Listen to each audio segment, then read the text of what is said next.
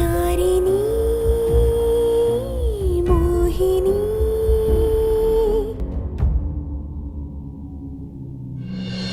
ಈಗ ನಿಮ್ಮ ಒಂದು ಮಾತಿಗೆ ನೀವು ಹೇಳಿದ ಕಡೆ ಸೈನ್ ಮಾಡಿದ್ದಾಳೆ.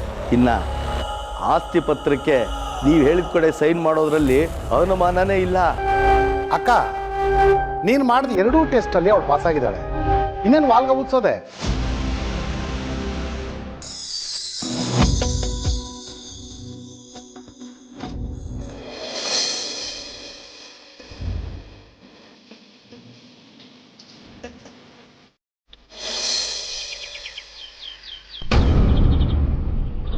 प्रणम्य शिरसा देवं गौरीपुत्रं विनायकं भक्तावासं स्मरे नित्यम् आयुष्कामार्थसिद्धये. प्रथमं वक्रतुण्डं च एकदन्तं द्वितीयकं तृतीयं कृष्णपिङ्गाक्षं गजवक्त्रं चतुर्थकं लम्बोदरं पञ्चमं च षष्ठं विकटमेव च सप्तमं विघ्नराजेन्द्रं धूम्रवर्णं तथाष्टकं नवमं बालचन्द्रं च दशमं तु विनायकम्. ಅತ್ತೆ,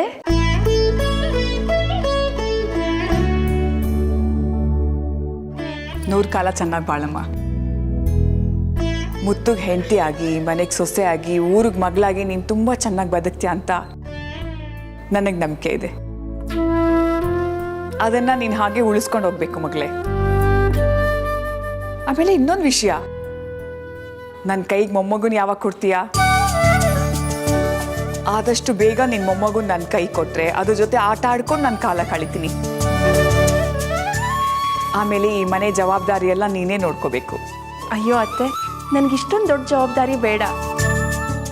ಇಲ್ಲಿ ಏನೇ ನಡೆದ್ರೂ ನಿಮ್ಮ ಮುಖಾಂತರನೇ ನಡಿಬೇಕು, ಅದೇ ನನ್ನ ಆಸೆ. ಸೊಸೆ ಆಗಿ ಬಂದವಳು ಒಂದಲ್ಲ ಒಂದಿನ ಆ ಮನೆಗೆ ಅತ್ತೆ ಆಗಲೇಬೇಕಾಗತ್ತೆ. ಇದು ಜಗತ್ತಿನ ನಿಯಮ ಮಗಳೇ. ನೀನು ಈ ಮನೆ ಹಿರಿ ಸೊಸೆಯಾಗಿ ಈಗಲಿಂದಲೇ ಜವಾಬ್ದಾರಿ ವಹಿಸ್ಕೊಳ್ಳೋದು ತುಂಬ ಒಳ್ಳೆಯದು. ತಗೋ.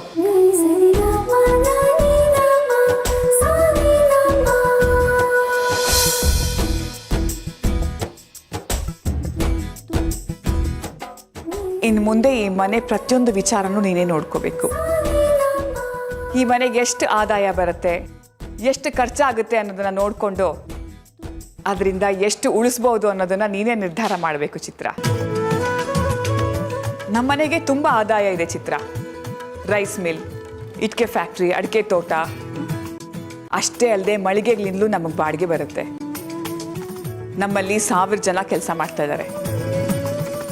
ಅವರೆಲ್ಲರೂ ನಾವು ಕೊಡೋ ಸಂಬಳನೇ ನೆಚ್ಕೊಂಡು ಜೀವನ ಮಾಡ್ತಾ ಇದ್ದಾರೆ. ನಮ್ಮ ಊರಲ್ಲಿ ನಡೆಯೋ ಪ್ರತಿಯೊಂದು ಶುಭ ಕಾರ್ಯಕ್ಕೂ ನಮ್ಮ ಟ್ರಸ್ಟಿಂದಾನೇ ಹಣ ಹೋಗೋದು. ಚಿತ್ರಕ್ಕ, ಬೆಳ್ಳಿ, ಇನ್ನು ಮುಂದೆ ಈ ಮನೇಲಿ ನಡೆಯೋ ಎಲ್ಲ ಖರ್ಚು ವೆಚ್ಚನೂ ನೀನೇ ನೋಡ್ಕೋಬೇಕು. ಅಷ್ಟೇ ಅಲ್ಲ, ನನಗೂ ಮುತ್ತುಗೂ ಕೂಡ ಖರ್ಚಿಗೆ ನೀನೇ ಲೆಕ್ಕ ಹಾಕಿ ಕೊಡಬೇಕು. ಈ ಕೀ ನೋಡೋಕ್ಕೆ ತುಂಬಾ ಚಿಕ್ಕದಾಗಿದೆ, ಆದರೆ ಇದ್ರ ಜವಾಬ್ದಾರಿ ತುಂಬ ದೊಡ್ಡದು. ನೀವು ಹೇಗೆ ನಡ್ಸ್ಕೊಂಡು ಬಂದಿದ್ದೀರೋ ಹಾಗೆ ನಾನು ನಡ್ಸ್ಕೊಂಡು ಹೋಗೋದು ತುಂಬ ಕಷ್ಟ ಆಗುತ್ತೆ ಅತ್ತೆ. ಹಾಗೆ ಹೇಳ್ತೆ ಚಿತ್ರ. ನನಗಿಂತಲೂ ಚೆನ್ನಾಗಿ ನೀರು ನಿರ್ಧಾರ ತಗೋಬಹುದು. ನಾವೆಲ್ಲರೂ ನಿನ್ನ ಜೊತೆಗೆ ಇರ್ತೀವಲ್ವಾ, ಏನೂ ಆಗೋದಿಲ್ಲ. ತಗೋ. ಏನು ಯೋಚನೆ ಮಾಡ್ತಿದ್ಯಮ್ಮ? ತಗೋ. ಅಕ್ಕ ಯಾಕೆ ಇನ್ನೂ ಯೋಚನೆ ಮಾಡ್ತಿದ್ದಾರೆ? ಅತ್ತೆ ಹೇಳ್ದಾಗೆ ಕೀ ತಗೊಂಡ್ರೆ ಚಿತ್ರಕ್ಕನು ಅವ್ರ ಥರನೇ ಎಲ್ಲ ಜವಾಬ್ದಾರಿ ತಗೋಬೋದು. ಇದರಿಂದ ಮುತ್ತು ಮಾವಂಗೂ ಖುಷಿ ಆಗುತ್ತೆ.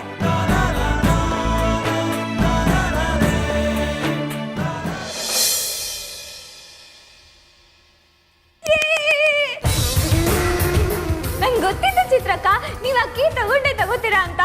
ಸೂಪರ್ ಅಕ್ಕ ನೀವು. ಇನ್ಮೇಲೆ ಈ ಮನೆಗೆ ನೀವೇ ಎಲ್ಲ. ಹಾಗಂತ ನಂಗೆ ಸ್ವೀಟು ಐಸ್ ಕ್ರೀಮು ಎಲ್ಲ ಕೊಡ್ಸೋದನ್ನ ನಿಲ್ಲಿಸಬಾರ್ದು.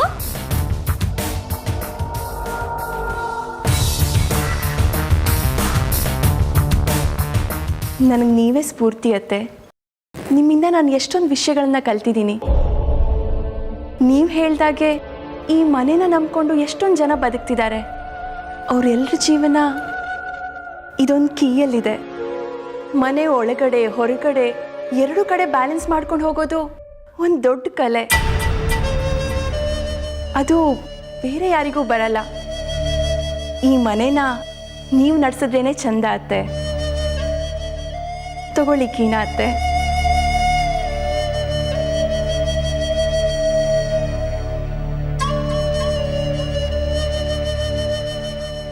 ಯಾಕಮ್ಮ? ಇಲ್ಲ ಅತ್ತೆ, ನೀವು ಹೇಳಿದ್ರಿ ಅಂತ ನಾನು ಈ ಕೀ ತಗೊಂಡೆ ಅಷ್ಟೆ. ನಾನು ಪುಟ್ಟ ಮನೆಯಿಂದ ಬಂದಿರೋಳು. ಇಷ್ಟೊಂದು ದೊಡ್ಡ ಮನೆ ಜವಾಬ್ದಾರಿ ನನ್ನಿಂದ ಕಷ್ಟ ಆಗತ್ತೆ ಅತ್ತೆ. ಈ ಮನೆನ ನಿಮ್ಮ ಕೈಯಲ್ಲಿ ಬಿಟ್ರೆ ಬೇರೆ ಯಾರ ಕೈಯಲ್ಲೂ ನಡ್ಸಕ್ಕಾಗಲ್ಲ ಅತ್ತೆ.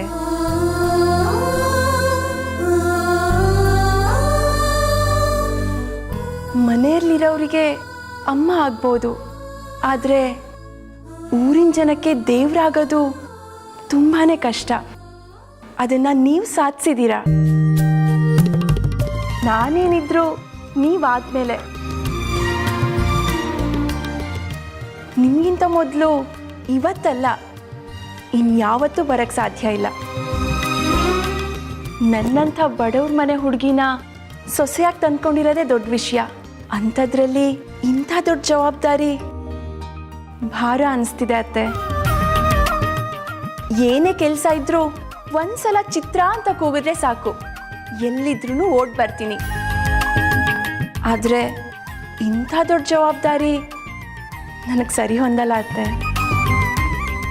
ಈ ಕೀ ಏನಿದ್ರು ನಿಮ್ಮ ಹತ್ರ ಇದ್ರೇನೆ ಚೆನ್ನಾಗಿರುತ್ತೆ. ತಗೊಳ್ಳಿ ಅತ್ತೆ. ಅಯ್ಯೋ ತಗೊಳ್ಳಿ ಅತ್ತೆ, ಕೈ ಕೊಡಿ.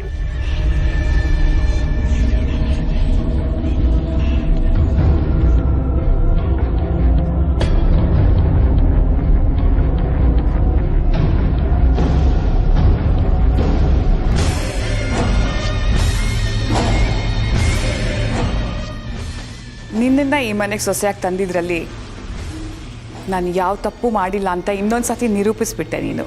ಸರಿ ಅತ್ತೆ, ಮುತ್ತು ಮಾವ ಬರೋದ್ರೊಳಗಡೆ ತಿಂಡಿ ರೆಡಿ ಮಾಡಬೇಕು. ನಾನು ಹೋಗ್ತೀನತ್ತೆ.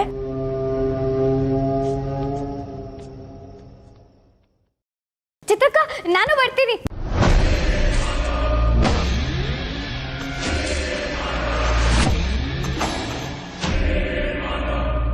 ಒಂದು ವೇಳೆ ಚಿತ್ರನೇ ಈ ಕೀ ಇಟ್ಕೊಂಡಿದ್ರೆ ಆಗೇನು ಮಾಡ್ತಿದ್ದೆ? ವರ ಕೊಟ್ಟು ದೇವರಿಗೆ ಶಾಪನೂ ಕೊಡೋಕೆ ಬರುತ್ತೆ ಅಂದರೆ ಕೊಟ್ಟು ಕೀನ ವಾಪಸ್ ಇಸ್ಕೊಳ್ಳೋಕೆ ಗೊತ್ತಾಗಲ್ವಾ? ನಾನು ಕೊಟ್ಟು ಜವಾಬ್ದಾರಿಗೆ ಹೇಗೆ ರಿಯಾಕ್ಟ್ ಮಾಡ್ತಾಳೆ ಅಂತ ತಿಳ್ಕೋಬೇಕಾಗಿತ್ತು. ಅದಕ್ಕೆ ಒಂದು ಸಣ್ಣ ಟೆಸ್ಟ್ ಮಾಡಿದೆ. ನೀನು ಮಾಡಿದ ಟೆಸ್ಟಲ್ಲಿ ಅವಳು ಫೇಲ್ ಆದ ಅಥವಾ ಪಾಸ್ ಆದ್ಲ? ಫಸ್ಟ್ ಕ್ಲಾಸಲ್ಲಿ ಪಾಸ್ ಆಗಿದ್ದಾಳೆ. ಆದರೂ ನನಗೆ ಸಮಾಧಾನ ಆಗಿಲ್ಲ. ಇನ್ನೂ ಕೆಲವೊಂದಷ್ಟು ಪರೀಕ್ಷೆಗಳಿದೆ. ಅದು ಯಾವುದಾದ್ರೂ ಒಂದರಲ್ಲಿ ಅವಳು ಉಲ್ಟಾ ಹೊಡೆದ್ಲು ಅಂತ ತಿಳ್ಕೊ,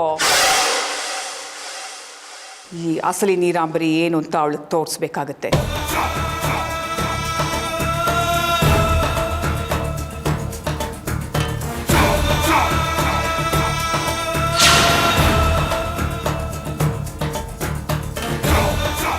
ನಮಸ್ತೆ.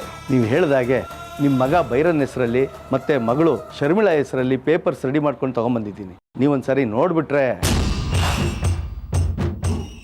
ಇದಕ್ಕೆ ಮುತ್ತು ಅವರು ಮತ್ತು ಅವ್ರ ಹೆಂಡತಿ ಚಿತ್ರ ಅವರು ಸೈನ್ ಮಾಡಿಬಿಟ್ರೆ ಯಾವ ತೊಂದರೆ ಇಲ್ಲದೆ ರಿಜಿಸ್ಟ್ರ್ ಮಾಡಿಸ್ಬಿಡ್ಬೋದು.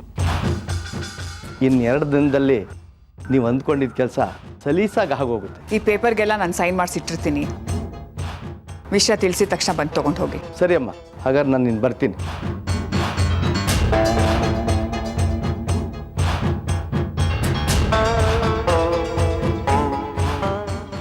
ಅಕ್ಕ, ಮದುವೆಯಾಗಿ ಇನ್ನು 2 ದಿನ ಕೂಡ ಕಳೀಲಿಲ್ಲ, ಅಷ್ಟರಲ್ಲೇ ಆಸ್ತಿ ಬಗ್ಗೆ ಬೆಳೆ ಕುಯ್ಲಿಗೆ ಬಂದಾಗಲೇ ಕುಯ್ದು ಬಿಡಬೇಕು. ಇಲ್ಲ ಅಂದರೆ ಹುಳ ಹುಪ್ಪಟೆ ಎಲ್ಲ ತಿಂದು ಹಾಳು ಮಾಡಿಬಿಡುತ್ತೆ. ಆ ಪೇಪರ್ಸ್ಗೆ 2 ಸೈನ್ ಮಾಡಿದ್ರೆ ಸಾಕು, ನನ್ನ ಮಕ್ಕಳ ಹೆಸರಿಗೆ 20 ಎಕರೆ ಜಮೀನು ಬಂದ್ಬೀಳುತ್ತೆ. ಇದಕ್ಕಿಂತ ದೊಡ್ಡ ಅವಕಾಶ ಬೇಕಾ? ಹೊಡೆದ್ರೆ ಖಜಾನೆ ಹೊಡಿಬೇಕು ಅಂತ ದೊಡ್ಡವ್ರು ಹೇಳಿದ್ದಾರೆ. ನೀನು ನೋಡಿದ್ರೆ ಬರೀ 20 ಎಕರೆ ಜಮೀನು ಬರ್ಸ್ಕೊಳಕ್ ಹೋಗಿದೆಯಲ್ಲ. ಎಲ್ಲ ಆಸ್ತಿನೂ ಬರ್ಸ್ಕೊಂಡ್ಬಿಟ್ಟಿದ್ರೆ ಒಂದೇ ಏಟ್ಗೆ ಎಲ್ಲ ಕೆಲಸನೂ ಮುಗ್ದೋಗ್ಬಿಡೋದಲ್ಲ. ಅದೇ ನಾವು ಮಾಡೋ ತಪ್ಪು. ನೀನು ಬರೋದು ನೋಡ್ತಾ ಇದೀಯಾ? ಈ ವಿಷಯ ಮುತ್ತುಗೇನಾದರೂ ಗೊತ್ತಾದರೆ ಅದು ಇದು ಅಂತ ಹೇಳಿ ಮ್ಯಾನೇಜ್ ಮಾಡ್ಬೋದು. ಆದರೆ ನಾವು ಇಡೀ ಆಸ್ತಿ ಕಣ್ಣು ಹಾಕಿದ್ರೆ ಅವನಿಗೆ ಡೌಟ್ ಬರಲ್ವಾ?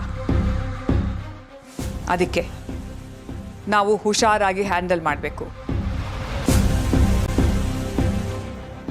ಕ್ರಿಕೆಟ್ ಆಟದಲ್ಲಿ ಟ್ರಯಲ್ ಬಾಲ್ ಅಂತ ಮೊದಲು ಹಾಕ್ತಾರಲ್ಲ, ಹಾಗೇನೆ ಮೊದಲು ಚಿತ್ರ ಮತ್ತು ಮನಸ್ಥಿತಿ ಹೇಗಿದೆ ಅಂತ ತಿಳ್ಕೊಳ್ಳೋದು. ಆಮೇಲೆ ರೈಲ್ ಬೋಗಿ ಥರ ಒಂದೊಂದೇ ಪತ್ರ ಕೊಡ್ತಾ ಹೋಗೋದು, ಅವನ ಸೈನ್ ಹಾಕ್ತಾ ಹೋಗ್ತಾರೆ. ಭೈರಾ, ಅಮ್ಮ, ಆ ಪೇಪರ್ಸ್ಗೆ ಚಿತ್ರ ಮುತ್ತು ಕೈಯಲ್ಲಿ ಸೈನ್ ಮಾಡಿಸ್ಕೊಂಡ್ ಬಾ. ನನ್ನ ಪ್ರಕಾರ ಮುತ್ತು ಪೇಪರ್ ಓದಲ್ಲ. ಅಕಸ್ಮಾತ್ ಚಿತ್ರ ಪೇಪರ್ ಓದಿದ್ರೆ ಏನು ಮಾಡಬೇಕು ಅಂತ ಗೊತ್ತಲ್ವಾ? ಗೊತ್ತಮ್ಮ. ಹೋಗು.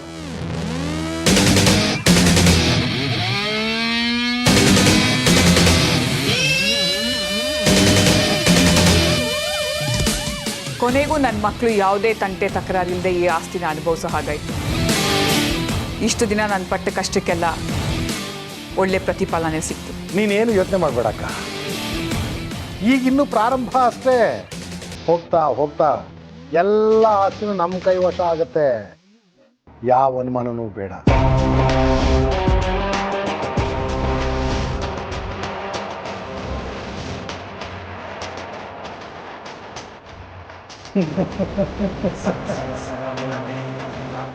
ಇನ್ನೊಂದು 5 ನಿಮಿಷದಲ್ಲಿ ಬರ್ತೀನಿ ನನಗೆ. ಅಣ್ಣ ಅಣ್ಣ ಅಣ್ಣ ಅಣ್ಣ ಟೌನಿಗೆ ಹೊಟ್ರಾ?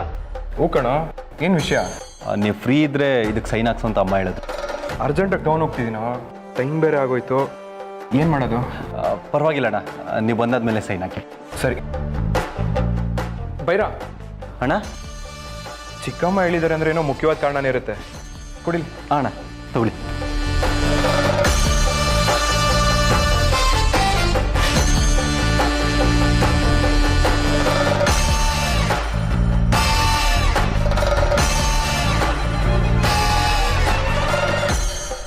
ತೊಳ. ಅಣ್ಣ, ಪತ್ರದಲ್ಲಿ ಏನಿದೆ ಅಂತ ಓದಲೇ ಇಲ್ಲ, ಸೈನ್ ಹಾಕಿದ್ರಿ? ಸೈನ್ ಹಾಕಕ್ಕೆ ಹೇಳಿರೋದು ಅವರು ಇವರ ಚಿಕ್ಕಮ್ಮ ತಾನೆ. ಅವ್ರ ಮಾತಿಗಿಂತ ನಂಬಿಕೆ ಬೇಕೇನೋ ದಡ್ಡ.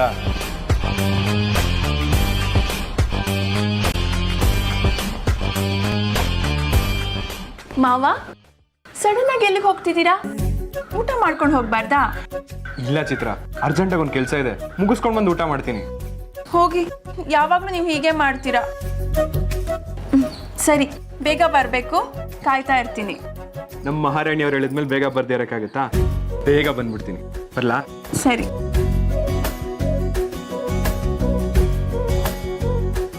ಅದಕ್ಕೆ ಏನ್ ಭೈರಾ? ನೀವು ಇಲ್ಲಿದ್ದೀರಾ? ಈ ಪತ್ರಕ್ಕೆ ಸೈನ್ ಹಾಕ್ಬೇಕಿತ್ತು. ಪತ್ರನಾ? ಏನ್ ಪತ್ರ? ಅದು ಅಣ್ಣ ಈಗಷ್ಟೇ ಈ ಪತ್ರಗಳಿಗೆ ಸೈನ್ ಹಾಕ್ಬಿಟ್ಟೋದ. ನೀವು ಸೈನ್ ಹಾಕಿದ್ರೆ ಅಮ್ಮ ಸಬ್ಮಿಟ್ ಮಾಡ್ಬೋದು ಅಂತ ಹೇಳಿದ್ರು. ಅಷ್ಟೇನಾ? ಕೊಡಿಲಿ. ಪೆನ್. ಅದಕ್ಕೆ ಪೆನ್ನು.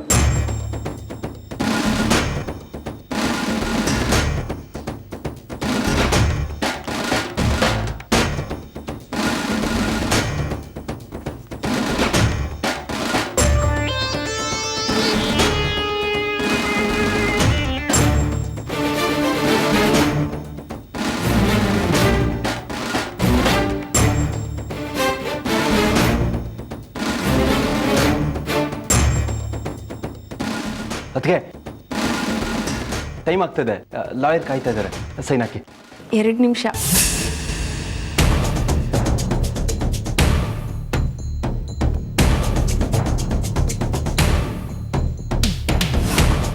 ಚಿತ್ರ, ಅವತ್ತು ಲಾಯರ್ ಒಬ್ಬರು ನಿನ್ನ ಹತ್ರ ಬಂದು ನೀಲಾಂಬರಿ ಅನ್ನೋರು ಈ ಫೈಲ್ ಕೊಟ್ಟು ಕಳಿಸಿದ್ದಾರೆ, ಸೈನ್ ಮಾಡು ಅಂದ ತಕ್ಷಣ ಹಿಂದೆ ಮುಂದೆ ಯೋಚನೆ ಮಾಡದೆ ಸೈನ್ ಮಾಡಿ ಕಳಿಸಿದ್ದೆ. ಆದರೆ ಇವತ್ತು ಯಾಕೋ ಒಂದಕ್ಷರನೂ ಬಿಡದೆ ಓದ್ತಿದ್ಯಲ್ಲಮ್ಮ, ಏನು ಕಾರಣ ಅಂತ ಗೊತ್ತಾಗಲಿಲ್ಲ. ಅಯ್ಯೋ, ಹಾಗೇನೂ ಇಲ್ಲ. ನಾನೀಗ ಓದ್ತಾ ಇರೋದಕ್ಕೂ ಒಂದು ಕಾರಣ ಇದೆ. ಮದುವೆಗಿಂತ ಮೊದಲು ಬಡವ್ರ ಮನೆ ಹುಡುಗಿ, ಹಿಂದೂ ಮುಂದೆ ನೋಡದೆ ಸೈನ್ ಹಾಕಿದೆ. ಆದರೆ ಈಗ ಮುತ್ತು ಹೆಂಡತಿ ಅನ್ನೋ ಒಂದು ಗೌರವ ಇದೆ, ನೀಲಾಂಬರಿ ಅಮ್ಮನವ್ರ ಸೊಸೆ ಅನ್ನೋ ಒಂದು ಘನತೆ ಇದೆ. ಅಷ್ಟೇ ಅಲ್ಲದೆ ಈ ಮನೆ ಸೊಸೆಯಾಗಿ ನನಗೆ ನನ್ನದೇ ಆದ ಕರ್ತವ್ಯ ಇದೆ. ಎಲ್ಲ ಜವಾಬ್ದಾರಿ ನಿರ್ವಹಿಸಬೇಕಾದ್ರೆ ಒಂದು ಸ್ವಲ್ಪ ಹೆಚ್ಚು ಕಡಿಮೆ ಆದರೂ ಯಾರಿಗೆ ಕೆಟ್ಟ ಹೆಸರು ಹೇಳಿ? ಮನೆಗೆ ತಾನೆ. ನನ್ನಿಂದ ಮುತ್ತು ಮಾವಂಗಾಗ್ಲಿ ಅಥವಾ ಅತ್ತೆಗಾಗ್ಲಿ ಕೆಟ್ಟ ಹೆಸರು ಬಂದರೆ, ನನ್ನಿಂದ ಮುತ್ತು ಮಾವ ಆಗಲಿ ಅತ್ತೆ ಆಗಲಿ ಯಾವುದೇ ಕಾರಣಕ್ಕೂ ತಲೆ ತಗ್ಗಿಸ್ಬಾರ್ದು. ಅಯ್ಯೋ, ನನಗೆ ಸೈನ್ ಹಾಕ್ಕೊಡೋದೇನೋ ದೊಡ್ಡ ವಿಷಯ ಅಲ್ಲ. ಆದರೆ ಅದರಿಂದ ಅತ್ತೆಗೇನಾದ್ರು ತೊಂದರೆ ಆದರೆ ಅದಕ್ಕೆ ಯಾರು ಜವಾಬ್ದಾರಿ? ಅದಕ್ಕೆ ಒಂದ್ಸಲ ಕ್ಲೀನಾಗಿ ಓದಿ ಆಮೇಲೆ ಸೈನ್ ಹಾಕೋಣ ಅಂದ್ಕೊಂಡೆ. ತುಂಬ ಒಳ್ಳೆ ಯೋಚನೆ ಮಾಡಿದೀಯಮ್ಮ. ನೀನು ಇದೇ ರೀತಿ ಈ ಮನೆನ ಕಾಪಾಡ್ಕೊಂಡು ಹೋಗ್ಬಿಡು ತಾಯಿ.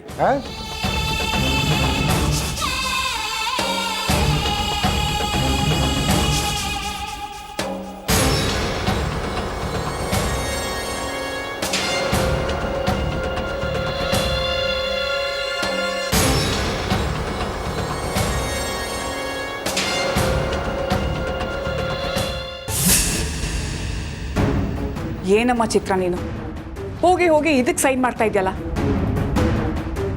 ಬುದ್ಧಿ ಇಲ್ವಾ ನಿನಗೆ? ನನ್ನ ಪತ್ರ ತರೋದಕ್ಕೆ ಹೇಳಿದ ಯಾವುದು, ನೀನು ತಂದಿರೋದು ಯಾವುದು? ಅಲ್ಲಮ್ಮ ಅದು ಬಾಯ್ ಮುಚ್ಚೋ. ಅದಕ್ಕೆ ಹೇಳೋದು 3 ಅಕ್ಷರ ಕಲಿಬೇಕು ಅಂತ. ತಲೆ ಗೊತ್ತಿಲ್ಲ, ಬುಡ ಗೊತ್ತಿಲ್ಲ. ಬುದ್ಧಿ ಇಲ್ವಾ ನಿನಗೆ? ಇದಕ್ಕೆ ಮುದ್ದು ಕೈಯಲ್ಲಿ ಬೇರೆ ಸೈನ್ ಮಾಡಿಸಿದ್ಯಾ? ಅಯ್ಯೋ ಅತ್ತೆ, ನೀನು ಸುಮ್ಮನೆ ಇರು ಚಿತ್ರ. ನಾನು ಸೈನ್ ಮಾಡ್ಸಕ್ಕೆ ಹೇಳಿದ ಪತ್ರ ಇದಲ್ಲ. ಇವನು ಯಾವಾಗಲೂ ಹೀಗೆ ಚಿತ್ರ. ನಾನು ಹೇಳೋದೊಂದು, ಅವ್ನು ಮಾಡೋದೊಂದು. ನೋಡು, ಅವಳು ಈಗಷ್ಟೇ ಮದುವೆ ಆಗಿ ನಮ್ಮ ಮನೆಗೆ ಬಂದಿದ್ದಾಳೆ. ಇಲ್ಲದೆ ಇರೋ ವಿಷಯನೆಲ್ಲ ಅವಳು ತಲೆಗೆ ತುಂಬಬೇಡ, ಸರಿನಾ? ಅಯ್ಯೋ ಪರವಾಗಿಲ್ಲ ಬಿಡಿ ಅತ್ತೆ. ಭೈರಾ, ಇನ್ಮೇಲಾದರೂ ಹುಷಾರಾಗಿರ್ಬೇಕು.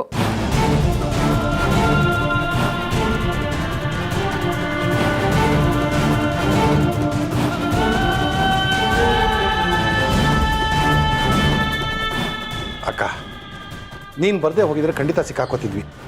ಅವಳಿಗೇನೋ ಅನುಮಾನ ಬಂದು ಪತ್ರ ಓದ್ತಿದ್ಲು ಅನ್ಸುತ್ತೆ. ನಾನು ಗಮನಿಸಿದ ಪ್ರಕಾರ ಅವಳಿಗೆ ನಮ್ಮ ಮೇಲೆ ಅನುಮಾನ ಬಂದಿಲ್ಲ ಅಂತ ಕಾಣಿಸುತ್ತೆ. ಅನುಮಾನ ಬಂದಿದ್ರೆ ತಕ್ಷಣ ಪ್ರಶ್ನೆ ಕೇಳಿ ಅದನ್ನು ಪರಿಹರಿಸ್ಕೊತಾ ಇದ್ಲು. ಚಿತ್ರ ನನ್ನ ಮೇಲೆ ತುಂಬಾ ವಿಶ್ವಾಸ ಇಟ್ಕೊಂಡಿದ್ದಾಳೆ ಅನಿಸುತ್ತೆ. ಅವಳು ಈ ಪರೀಕ್ಷೆಯಲ್ಲೂ ಫಸ್ಟ್ ಕ್ಲಾಸಲ್ಲಿ ಪಾಸ್ ಆಗಿದ್ದಾಳೆ.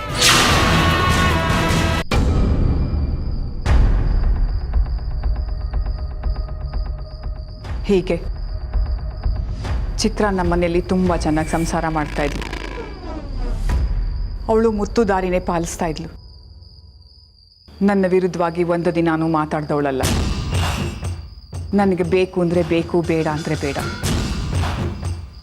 ಅವಳಿಗೆ ನನ್ನ ಮೇಲೆ ಯಾವುದೇ ರೀತಿ ಅನುಮಾನ ಬಂದಿರಲಿಲ್ಲ, ನನಗೂ ಅವಳ ಮೇಲೆ ಯಾವುದೇ ರೀತಿ ಅನುಮಾನ ಬಂದಿರಲಿಲ್ಲ. ನಾನು ಒಂದು ಒಳ್ಳೆ ಸಮಯ ಕಾಯ್ತಾ ಇದ್ದೆ ಅವಳ ಕೈಯಲ್ಲಿ ಆಸ್ತಿ ಪತ್ರಕ್ಕೆ ಸಹಿ ಮಾಡಿಸ್ಕೊಳ್ಳೋಕ್ಕೆ. ಹೀಗೆ 3 ತಿಂಗಳು ಕಳೀತು. ನಾನು ಯಾವುದು ನಡಿಬಾರ್ದು ಅಂತ ಅಂದ್ಕೊಂಡಿದ್ನೋ ಅದು ನಡೆದೇ ಹೋಯಿತು. ಅದು ಮುತ್ತುಗೆ ಖುಷಿ ವಿಚಾರ, ನನಗೆ ಭಯ ಮತ್ತು ಹೆದರಿಕೆ ವಿಚಾರ. ಈ ತಿಂಗಳು ಕೂಲಿ, ಇದು ಇಟ್ಕೆ ಫ್ಯಾಕ್ಟ್ರಿ ಲೆಕ್ಕ. ಅಡಿಕೆ ತೋಟದ್ದು ಚಿಕ್ಕಮ್ಮ ಇಲ್ಲಿ. ಹಾಂ ಚಿಕ್ಕಮ್ಮ ಹಾಂ. ಚಿಕ್ಕಮ್ಮ, ಏನು ಮುತ್ತು ಇಷ್ಟೊಂದು ಸಂತೋಷವಾಗಿದೆಯಾ? ಮೊದಲು ನೀವು ಸ್ವೀಟ್ ತಿನ್ನಿ ಚಿಕ್ಕಮ್ಮ. ಯಾಕೆ ಈ ಸ್ವೀಟ್ ಯಾಕೆ? ನಮ್ಗೆ ಯಾವ್ದಾದ್ರು ಹೊಸ ಆರ್ಡರ್ ಸಿಗ್ತಾ? ಅಯ್ಯೋ ಚಿಕ್ಕಮ್ಮ, ನಮ್ಗೆ ಯಾವ ಆರ್ಡರ್ ಬಂದಿಲ್ಲ. ಇನ್ಮೇಲೆ ನಾವೇ ಆರ್ಡರ್ ಕೊಟ್ಟು ಎಲ್ಲಾನು ತರಿಸ್ಬೇಕು. ಅರ್ಥ ಆಗ್ಲಿಲ್ವಾ? ಇಲ್ಲ. ಪುಟ್ ಬಟ್ಟೆಗಳು, ತೊಟ್ಲುಗಳು, ಆಟದ ಸಾಮಾನು ಎಲ್ಲ ತರಬೇಕು. ನಮ್ಮೆಲ್ರಿಗಿಂತ ನೀವೇ ಬ್ಯುಸಿ ಆಗಿರ್ತೀರಾ. ನಿಮ್ಗಂತೂ ಒಂಚೂರು ರೆಸ್ಟ್ ಇರಲ್ಲ ಚಿಕ್ಕಮ್ಮ. ಯಾಕಂದ್ರೆ ನಾನು ಅಪ್ಪ ಆಗ್ತಿದ್ದೀನಿ, ನೀವು ಅಜ್ಜಿ ಆಗ್ತಿದ್ದೀರಾ. ನಿಧಾನ ನಿಧಾನ ನಿಧಾನ ಮುತ್ತು. ಬೈರ, ಅಯ್ಯೋ ನೀನ್ ಇಲ್ಲೇ ಇದೀಯಾ? ನೀಲ್ಕಂಠ, ಬೇಗ ಬಾ. ತಗೋ ತಗೋ ಸ್ವೀಟ್ ತಿನ್ನು. ನೀಲ್ಕಂಠ, ಸ್ವೀಟ್ ತಗೋ. ನಮ್ಮ ಮನೆಗೆ ವಾರಸ್ದಾರ ಬರ್ತದೆ, ನನ್ನ ಅಜ್ಜಿ ಆಗ್ತಾ ಇದ್ದೀನಿ ಕಣೋ. ಮುತ್ತು, ನನಗೆಷ್ಟು ಸಂತೋಷ ಆಗ್ತಾ ಇದೆ ಗೊತ್ತಾ? ಮೊದಲು ನನ್ನ ಸೊಸೆನ ನೋಡ್ಬೇಕು. ಚಿತ್ರ, ಚಿತ್ರ. ಓ ನನ್ನ ಮುತ್ತಿನ ಸೊಸೆ. ನಾನು ಈ ವಿಷಯನ ಕೇಳಬೇಕು ಅಂತ ಎಷ್ಟು ದಿನಗಳಿಂದ ನನ್ನ ಜೀವನ ಬಿಗಿ ಹಿಡ್ಕೊಂಡಿದ್ದೆ ಗೊತ್ತಾ? ಈ ಸುದ್ದಿ ಬರಲಿ ಅಂತ ನಾನು ದಿನಾ ದೇವರಲ್ಲಿ ಪ್ರಾರ್ಥನೆ ಮಾಡ್ತಾ ಇದ್ದೆ.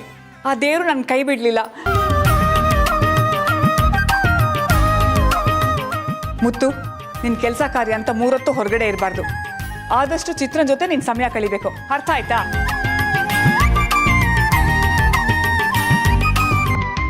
ಮುತ್ತು, ಚಿತ್ರ, ನಿಮ್ಮಿಬ್ಬರು ಗುಣ ಇರೋ ಅಂಥ ಮಗುನೇ ಈ ಮನೆಗೆ ಬರಬೇಕು. ಚಿತ್ರ, ನೀನು ಈ ಮನೆ ಕಾಲಿಟ್ಟುಗಳಿಗೆ ಬರೀ ಸಂತೋಷನೇ ತುಂಬಿ ತುಳುಕ್ತಾ ಇದೆ ನೋಡು. ಇನ್ನು ಮುಂದೆ ನೀನು ಒಬ್ಳಲ್ಲ, ಇಬ್ರು. ನೀನೆಷ್ಟು ಆರೋಗ್ಯವಾಗಿರ್ತೀಯೋ ಮಗು ಕೂಡ ಅಷ್ಟೇ ಆರೋಗ್ಯವಾಗಿರುತ್ತೆ. ಅದಕ್ಕೆ ನೀನು ಇಷ್ಟು ದಿನ ಕೆಲಸ ಮಾಡಿದಾಗೆ ಇನ್ನು ಮುಂದೆ ಮಾಡಬಾರ್ದು, ಗೊತ್ತಾಯ್ತಾ? ನೀನಿನ್ಮೇಲೆ ವಿಟಮಿನ್ ಪ್ರೋಟೀನ್ 0 ಅಂತ ಊಟನೇ ಮಾಡಬೇಕು. ಗಂಟೆಗೊಂದ್ಸತಿ ದ್ರಾಕ್ಷಿ, ಗೋಡಂಬಿ, ಬಾದಾಮಿ, ಖರ್ಜೂರ ಇದನ್ನೆಲ್ಲ ನೀನು ತಿಂತಾ ಇರಬೇಕು. ನಿನ್ನ ಬಯಕೆಗಳು ಏನೇನಿದೆ ಅಂತ ಒಂದು ಲಿಸ್ಟ್ ಮಾಡಿಕೊಡು. ಎಷ್ಟೇ ಕಷ್ಟ ಆದ್ರೂ ನಾನು ಅದನ್ನು ಪೂರೈಸ್ತೀನಿ.